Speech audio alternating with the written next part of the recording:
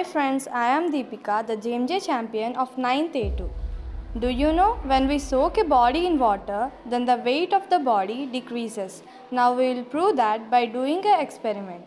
First of all, we need materials, spring balance, rock, a glass full of water, a thread or hook which is tied to spring balance and a plate. Procedure.